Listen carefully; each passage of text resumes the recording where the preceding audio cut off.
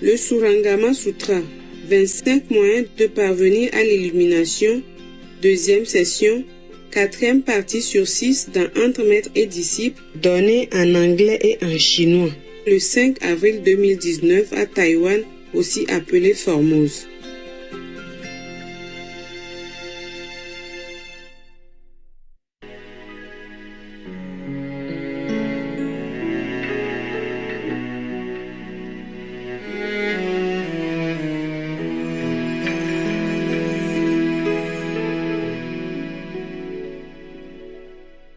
So now, there is another monk coming up now.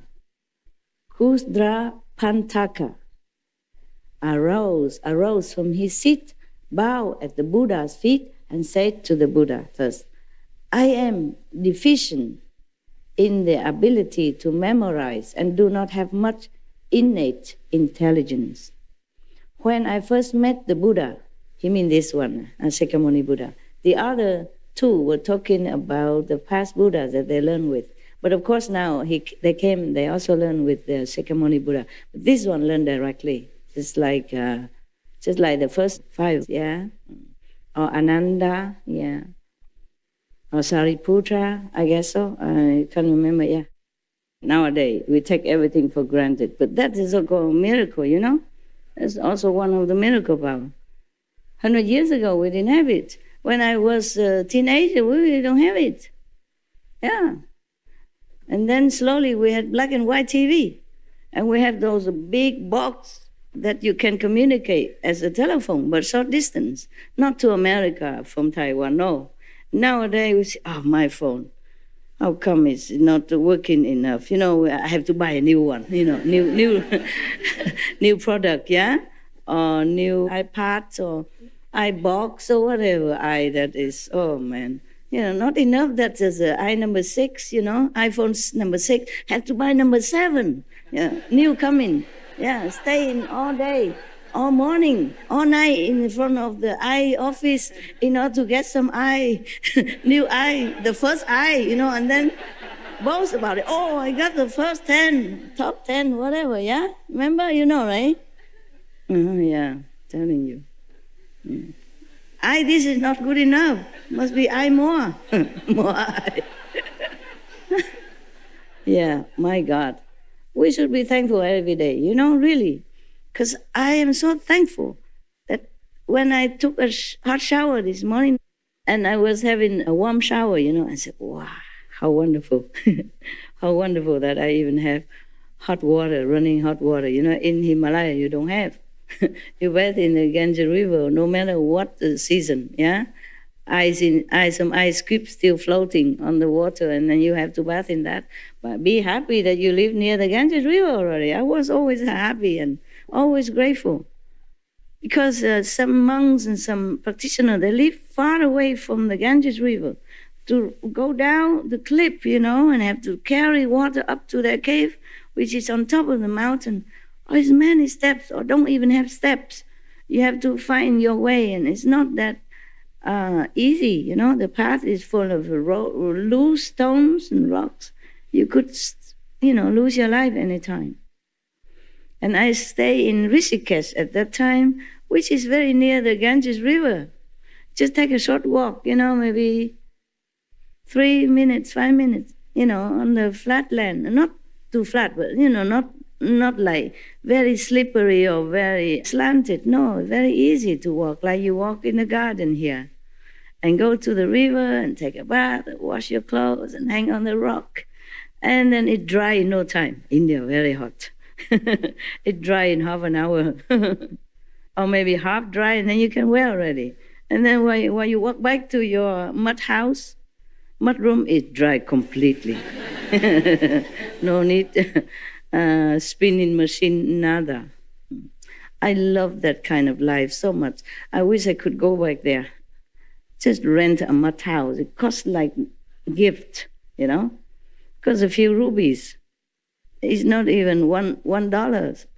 Because over there, they don't try to make profit. They make everything cheap for the pilgrim, yeah? They're so spiritual. Even the business people, they're so spiritual. They make it so that they don't lose money only, yeah, and gain very little bit to continue and to repair the house. They don't think of business. Everything there is very comfortable. If I go there now, with not much money at all, I don't even have here, but I could live forever there, truly. The Indian people are wonderful. Nepal also similar region people, they're wonderful, yeah.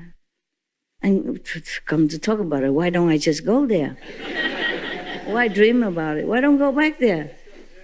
Yeah, there are some mud house you can rent, you know. If not, I just live outside. And now I even know how to take care of myself. I can even afford a tent.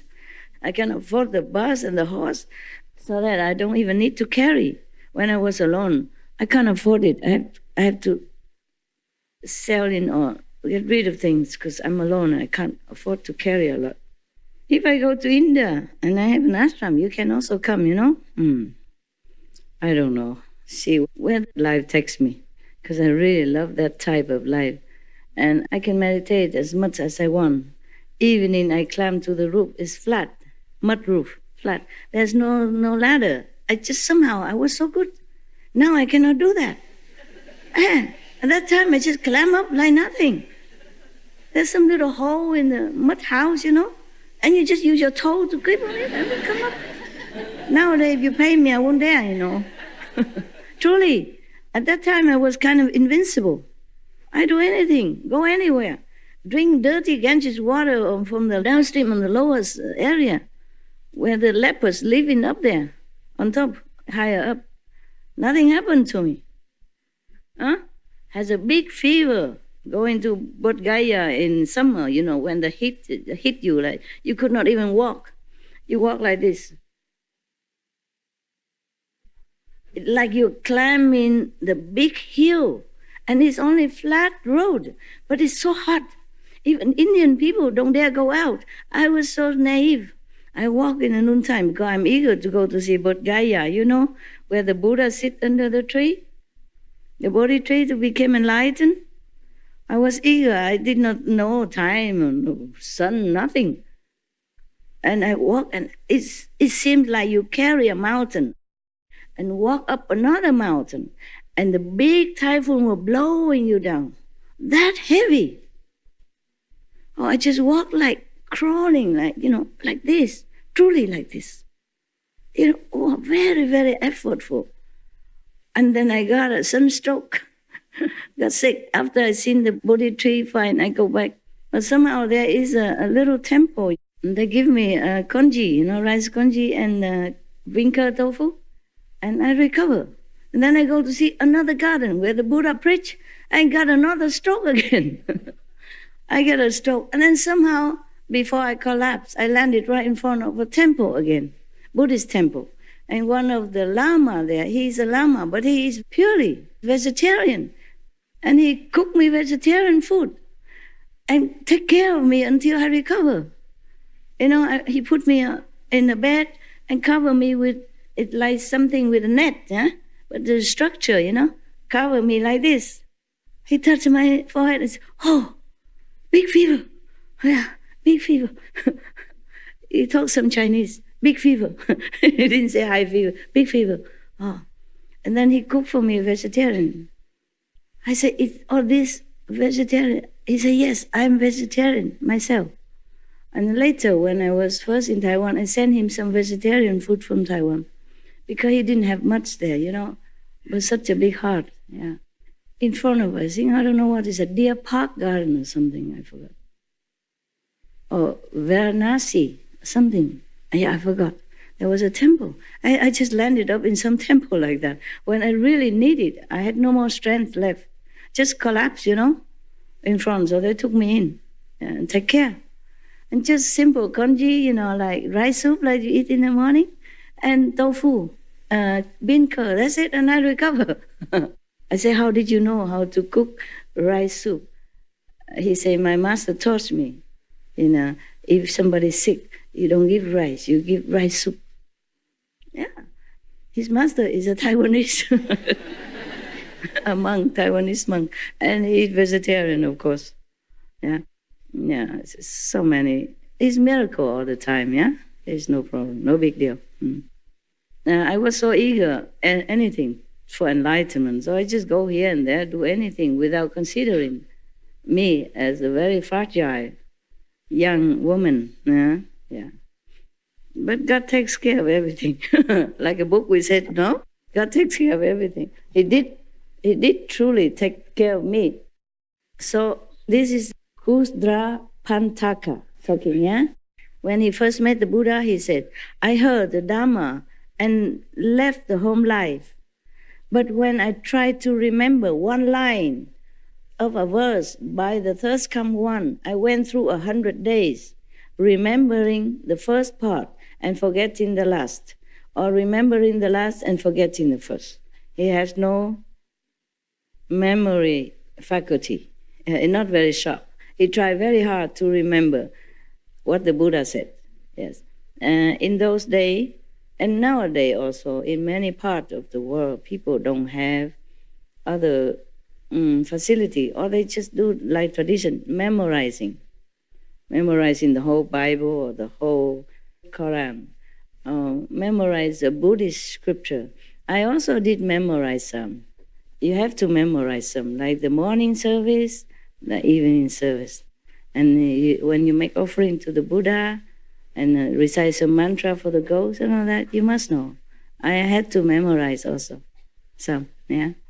And also they memorize some of the mantra, the compassionate mantra, like from Bodhisattva.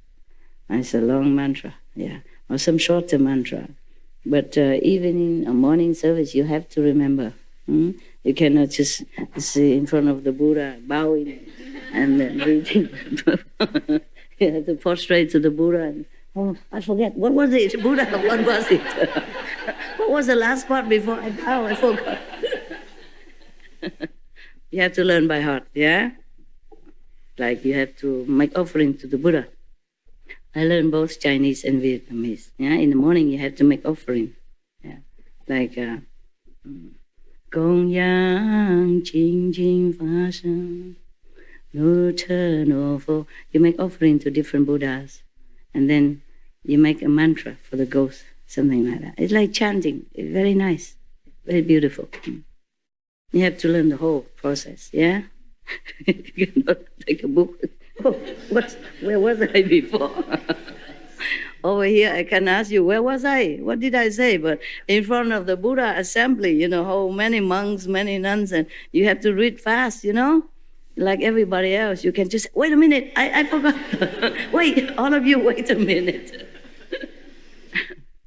So then, this monk, he has no memory kind of talent, yeah? So then he tried to remember the first, then he forget the last. Remember the last, he forgot the first, yeah. So the Buddha feels sorry for him. He said here, so the Buddha took pity on my stupidity, yeah, and taught me to relax and regulate my breath. You see, the Buddha teach him breathing now, so that he can be more relaxed.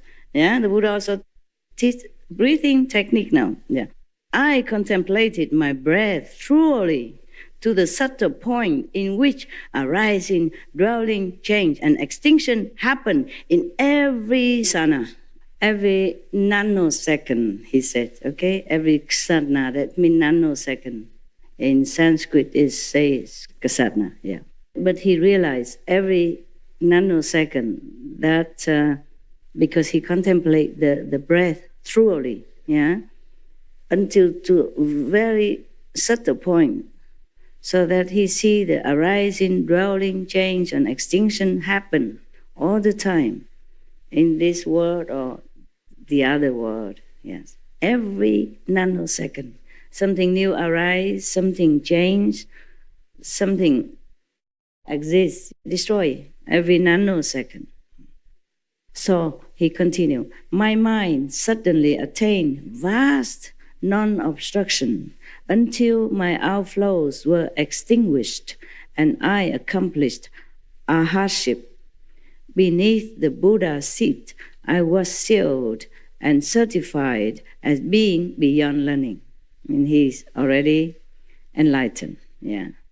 And no need to learn any book or any instruction anymore. Just continue to meditate, to continue further, yeah. So, and the Buddha asks us about perfect penetration, as I have been certified to it. Turning the breath back to emptiness is the foremost method for him, yeah. The Buddha say 84,000 method, yes?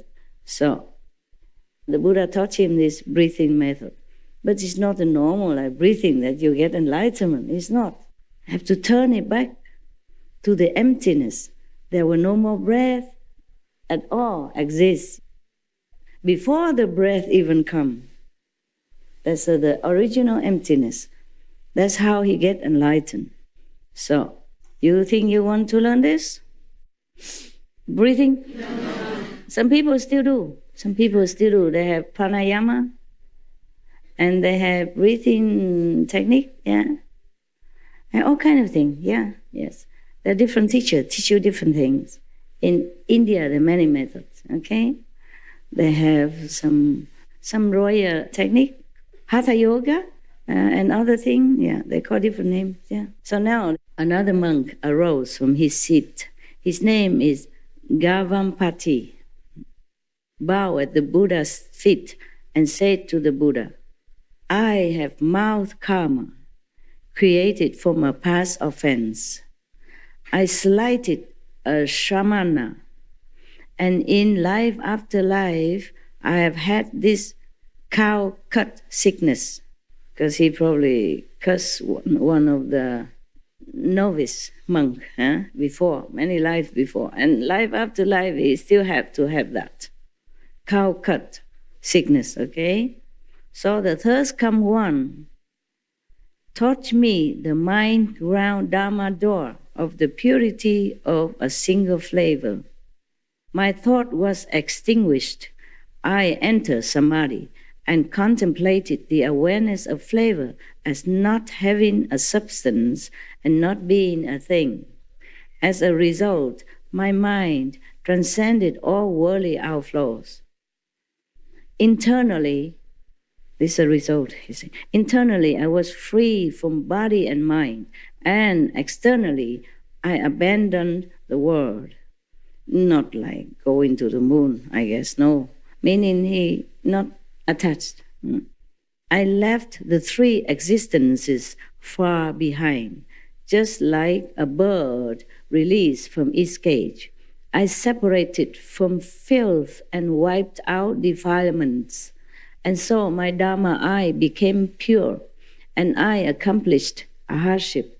The third come one certified me in person as having ascended to the path beyond learning. See that?